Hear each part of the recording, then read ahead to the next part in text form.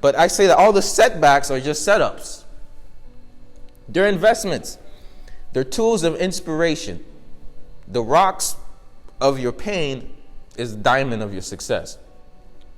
What that means is people are going to see you and they're going to say, look at this person.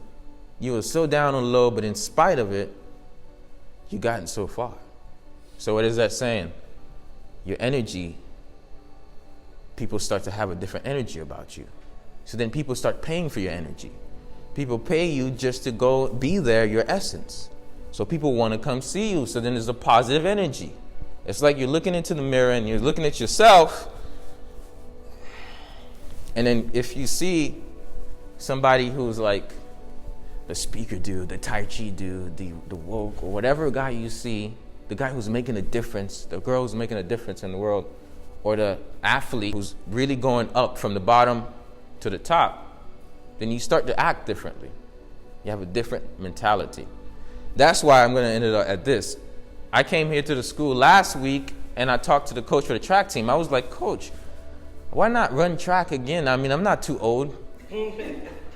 No, because I'm actually still fast. I still run a lot. Like I'm running around the neighborhood, like the same work ethic is still there. So I'm like, Coach, if I know everything that I know now, how much better can I get?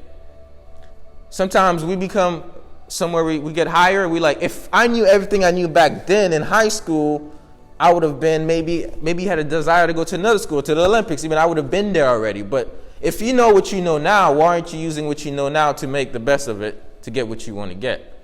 Because obviously what you know now is more than you knew before.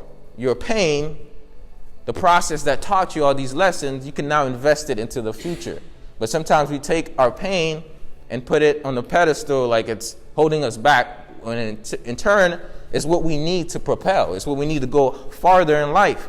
Those are the things that are helping you. So I use my knowledge about my past to literally inspire people, right? To literally tell them the story, but you don't have to do it literally. You could do it on the court.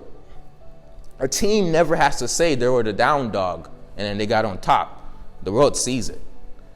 They see your energy. They see your spirit. Now, I used to suck at shooting in basketball. I'm not going to lie, but I had heart. I used to suck at shooting, but I had heart. So I was on the court for defense. Coach put me on the court for defense. I don't care if I break a tooth, if I break my wrist, like I'm going to go for the ball. I'm going to play really tough. Because like, why? Because I know that I have heart. So I put my heart in it, the essence. Just like inspire people by just your essence. And when you become in tune with yourself, then you could see how you're feeling. Then you could do it in a non-judgmental but self-aware way.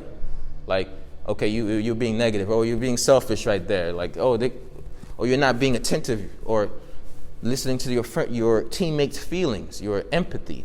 All of that has a lot to do. Your soft skills has a lot to do with what you're going to do on the court. So basically, it's about how much in tune are you with yourself. And when you get that self-in-tuneness, then you start to tune in better in the game. You have a better focus, a better mentality. Then you operate and you work better. And things turn out. Things starts to change. But the same mind state that took you to the state you're at right now is not going to take you out. Like the same energy field that's getting you to where you're at right now is not going to get you out. So as we finalize the slow breathing pattern, I want you to visualize really who you want to be, what you want in life, what's capable for you. What is available to your eye and your mind is what's available to yourself in the real world. So now we want you to vision what you want to happen. Envision it.